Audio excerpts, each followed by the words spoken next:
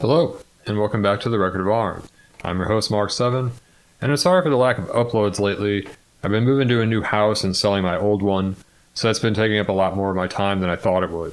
But that's mostly taken care of now, and so I'm back with the next part of our series on the wartime career of the Douglas SBD Dauntless dive bomber.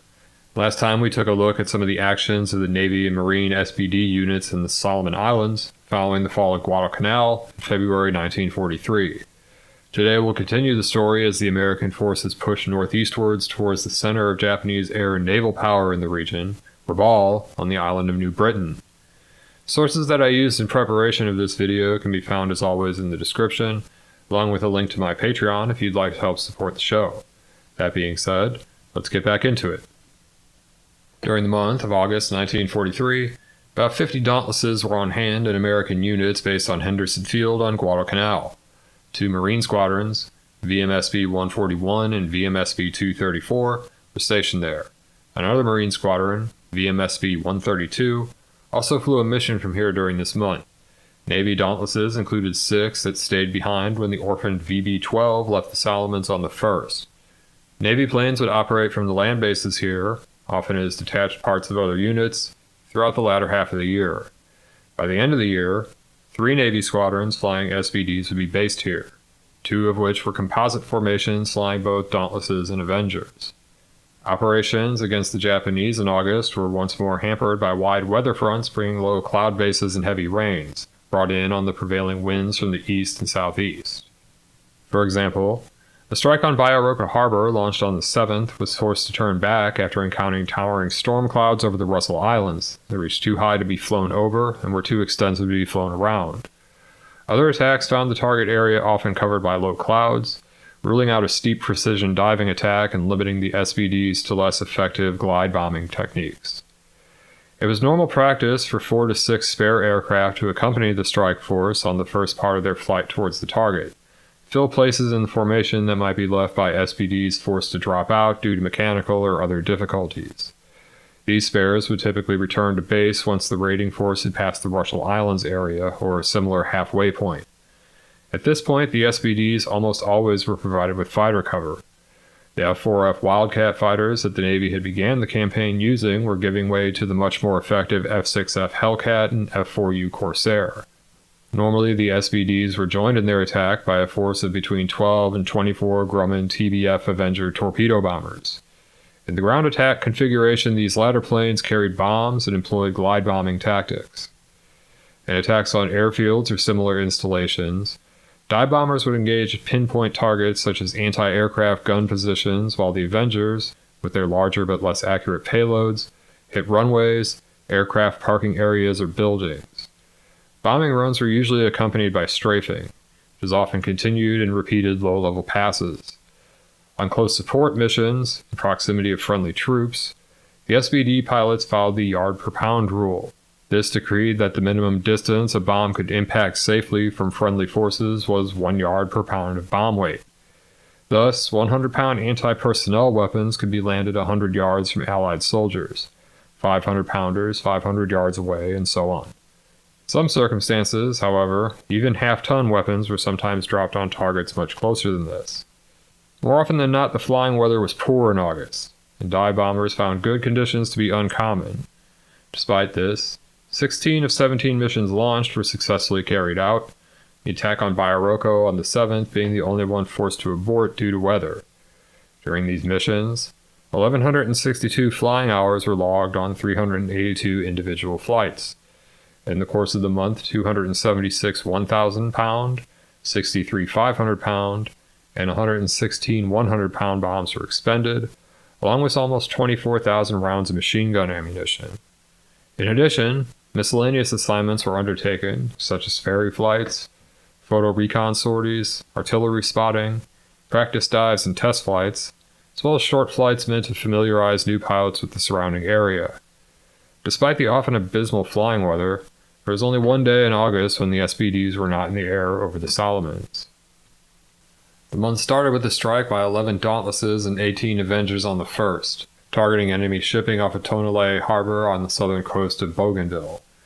The dive bombers approached from the northeast at 14,000 feet, 4,300 meters, pushing over into their attack dives at 10,000 feet or 3,000 meters. The Japanese threw up a barrage of light flak, but this was ineffective. One aircraft hit, but not seriously damaged. The SBDs carried 1,000-pound bombs armed with 1/10 of a second delay fuses, and all 11 were reported to release the weapons from altitudes between 1,500 and 2,000 feet, or 450 to 600 meters. One ship, 100 feet or 30 meters in length, carrying a single gun fore and aft, received a direct hit on the forward port side. A much larger ship, a transport vessel, was observed to take a hit on the starboard side amidships and a close near miss off the stern. The ship was in a tight evasive turn when attacked and lost way after being hit. Another transport took 3 near misses, while another bomb impacted near a tug. But the results of these strikes were not observed by the Dauntless pilots. Later reconnaissance photos revealed that the smallest of the transports had been sunk, while 3 more ships had been beached on nearby Erventa Island to prevent a similar fate. The same day, Munda was hit by 18 SBDs from Squadron VMSP-132, along with Avengers from Navy Squadron VT-26. The dive bombers came in 2 waves this time, the first 9 coming in on a high-speed approach at 9,000 feet, or 2,700 meters, and going into full 70-degree dives at 7,000 feet, or 2,100 meters. Then came the Avengers on glide bombing runs, followed by the remaining 9 SBDs. The dive bombers were using 1,000-pound bombs and released their weapons from 2,000 to 2,500 feet, or 600 to 750 meters. Japanese flak was sporadic, with a small number of salvos fired from heavy-caliber weapons as the plane approached, followed by scattered fire from light automatic weapons, all of which proved inaccurate. 13 hits were recorded on Japanese positions around the airstrip, including 4 on an ammunition dump area, 5 on gun positions, and 4 on troops holding the Gorosei Peninsula just to the northeast. Marine SBDs returned to hit Gorosei again on the 4th, in an attempt to hinder the withdrawal of the remaining Japanese defenders in the face of the advancing U.S. 45th and 37th Infantry. 29 aircraft from VMSB-234 took off at dawn. 2 of these planes experienced delays and arrived too late to take part in the attack, while 2 more were forced to abort due to a failure of their bomb release mechanisms. The remaining 25 plastered the area with 1,000-pound fragmentation bombs fitted with daisy cutter fuse extensions, decimating the Japanese soldiers there. The airfield itself was taken later that day after a vicious hand-to-hand struggle. Vila, on Kolamangara Island, was first attacked on the 8th. 2 strikes were flown that day by Marine SBDs. First, the 20 planes dropping 1,000-pound bombs went in the morning, followed by a 15-plane mission in the afternoon. Both attacks targeted Japanese gun positions and followed a similar profile: high-speed approach at altitudes between 10 and 13,000 feet, or 3,000 and 3,900 meters, followed by full-flap 70-degree attack dives beginning at 8 or 9,000 feet, or 2,400 and 2,700 meters. Intense flak was encountered on the way down, the greatest concentration between 4 and 7,000 feet, 1,200 and 2,100 meters, though heavy bursts were seen to detonate well above this. This was once again ineffective, and only 1 bomber was slightly damaged. Results were satisfactory. 3 more raids of basically similar character were carried out here this month, targeting the remaining gun positions and the radio station. 3 other missions were flown against other targets in the vicinity, namely at Webster Cove, Ringi Cove, and Nusatuva Island. On these occasions, the SBDs carried an armament more typical of the early war scouting configuration. That is, a 500-pound bomb on the bomb crutch and a pair of 100-pounders under the wings, all fitted with instantaneous fuses. Heavy anti-aircraft fire was encountered each time.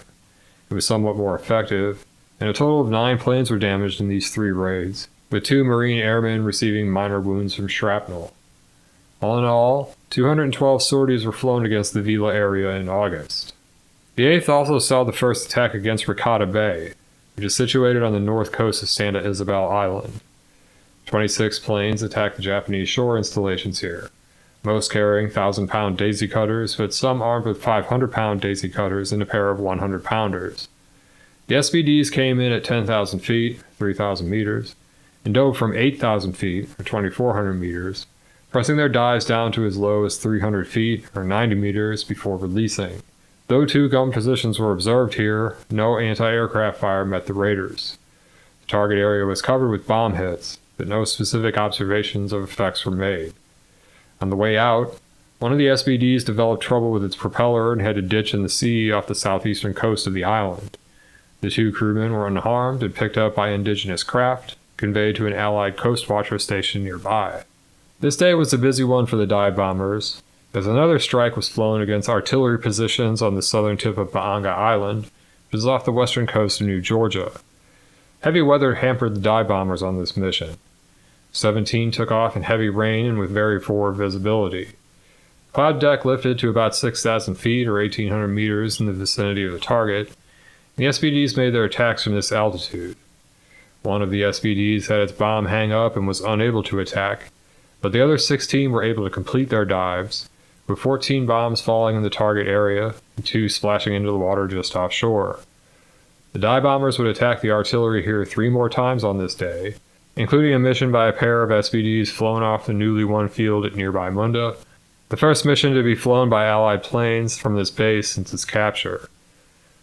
Other strikes in August included a mission against Barret on the 9th, conducted by 21 SBDs, which recorded 15 hits with 1,000-pound daisy cutters in the vicinity of the harbor, 5 more falling into the water or just outside the targeted area, and 1 bomb release failure. Finally, the island of Karapata, which lies in the Lucas Channel between Baanga and Arundel Islands, was also attacked. 19 SBDs took part, carrying 1,000-pounders with instantaneous fuses. Gun positions were again the target here, and the results of this strike were considered disappointing. Only 3 hits in the target area were recorded. 13 SBDs dropped their bombs into the sea or far from the target. 1 bomb was a dud, and again 1 plane's release gear malfunctioned. At the northeastern end of the Solomon's Chain lay the big island of Bougainville, which became the next major objective after the conquest of New Georgia. On the 1st of November, the 1st Marine Division went ashore at Cape Torquena, shore of Empress Augusta Bay, supported by air and naval forces including the Strike Command of Air Sols. This force, under the command of Marine Corps Lieutenant Colonel David F. O'Neill, had 100 Navy and Marine SBDs ready at Munda to provide close support to the invasion forces. The principal squadrons employing SBDs here were the Navy's VC-40, a composite unit flying both Dauntlesses and Avengers, and 3 more from the Marines, VMSB-144, VMSB-234, and VMSB-244. Before the landings, the dive bombers made 14 strikes against airfields and other installations on the island. These attacks were made in strengths ranging from 7 to 69 planes, and resulted in the loss of 3 attacking planes altogether. The landings themselves were immediately preceded by a bombing and strafing attack by a group of American planes, including 8 Dauntlesses from a VMSB-144, which is described in a ComSoPac report as, quote, excellently timed and executed. The initial Japanese naval response consisted of an attempt by a cruiser and destroyer force to attack the shipping off the invasion beach the night of the initial landing. This was seen off by an Allied naval task force.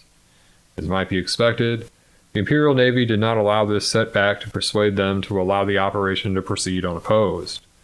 Another squadron was sent from the fleet base at Truk to Rabaul, from which they were to head to Torquena and annihilate the beachhead.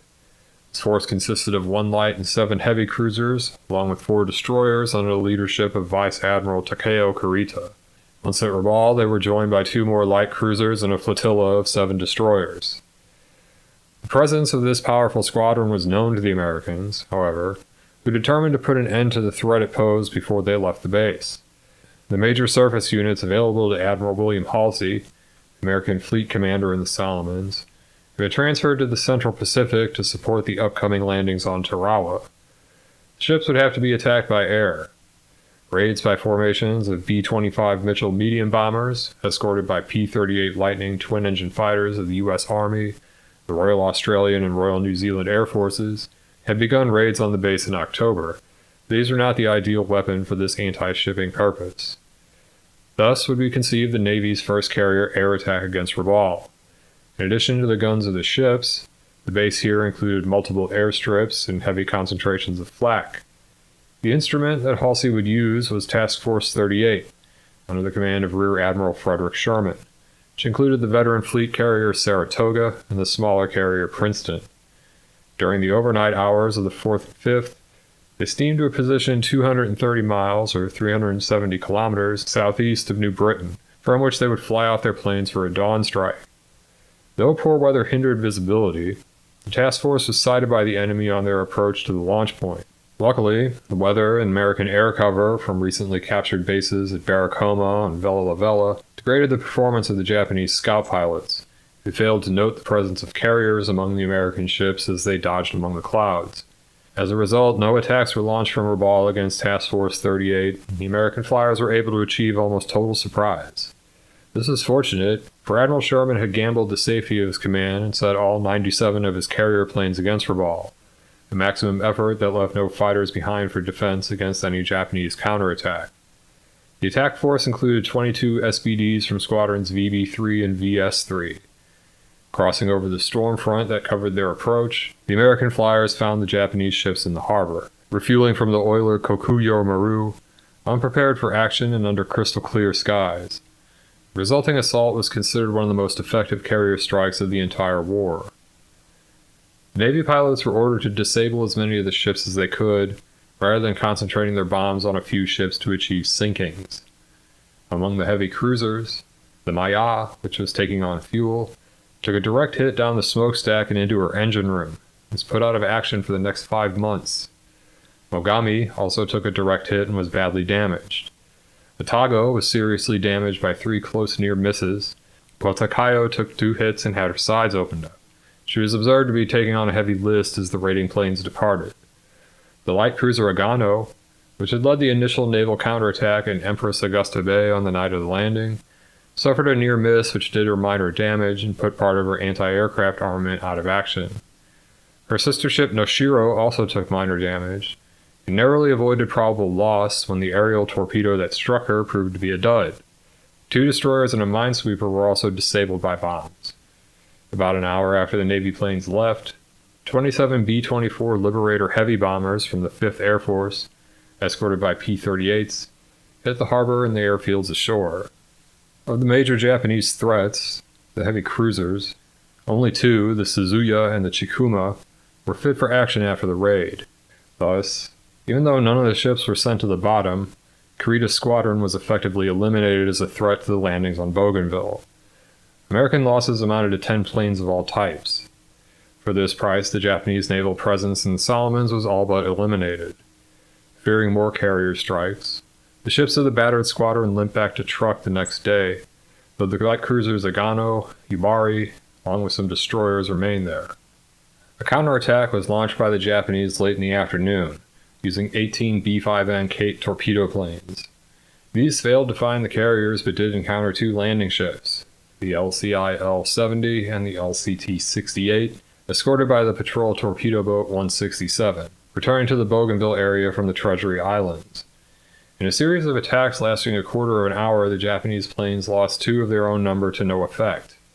The shallow draft of the landing ships saved them, and torpedoes that were launched accurately passed harmlessly under their keels. Japanese radio described the results of this action as, quote, 1 large carrier blown up and sunk, 1 medium carrier set ablaze and later sunk, 2 heavy cruisers, 1 cruiser, and a destroyer sunk. Combat reports on both sides in the Pacific War were generally exaggerated, but this stands in a class of its own. This result did not, however, end the American fleet's perception of the naval threat posed by the New Britain base. 3 carriers from the U.S. Fifth Fleet, which was operating in the Central Pacific and preparing for landings on Makin and Tarawa, were sent to Halsey's command. These were the new Essex-class fleet carriers Essex and Bunker Hill, and the light carrier Independence. Using all 5 carriers, the Admiral intended to follow up the November 5th raid with another one on the 11th. The big carriers brought 36 dive bombers each. Aboard the Independence was Squadron BB-22, flying SBD-4s, the first Dauntless squadron to fly from a light carrier. A sign of coming change came aboard the Bunker Hill, which is a brand new ship participating in her first major operation in the form of Squadron VB-17. This was the first dive bomber squadron to be equipped with the new Curtiss SB-2C Helldiver, which would also make its combat debut in this raid. The aircraft was the intended successor to the Dauntless, but developmental delays had postponed its entry into Navy service until the first quarter of 1943. This delay was responsible for the long production run of the Dauntless, and the Dash 5 model SBD was the direct result of the need to keep a dive bomber in production until the new plane could be put into the line. Initial assessments by dive bomber crew were not enthusiastic. The Helldiver was a bigger, heavier plane than the SBD. Though it had an internal bomb bay and other advanced features, it was not considered as handy as the Dauntless, and it lacked the range of its predecessor. Another novelty arriving aboard the Bunker Hill were the 23 Corsairs of Squadron BF-17, one of the first times these big fighters had operated from a carrier rather than a land base. The total force launched by the American fleet numbered 183 planes. This time they found the weather over the target poor, with rain and lowered spotty visibility. The enemy was also alert this time. In addition to concentrated flak, the Navy planes were met by something like 70 interceptors. While the Hellcats and Corsairs of the escort grappled with the Japanese fighters, the bombers pressed on towards the ships through the rain and shell bursts. Both of the light cruisers were damaged. Among the destroyers, the Suzunami was hit early on. This unlucky ship was caught by SBDs from Essex Squadron VB-9 while in the process of loading torpedoes. Direct hits blasted the ship and split her hull apart. She sank in the harbor entrance. The Naganami also suffered a direct hit amidships, just behind the bridge, but was successfully towed to the shallows before she could sink. The Urakazi and Umikazi were also damaged by near misses. And so that is where I will end this video. Thanks for watching, and I hope you join me for the next part of the series, which should wrap up the account of the Dauntless and the long series of air, land, and sea battles in the Solomon Islands theater. Till then, I remain Mark 7, wishing you all the best.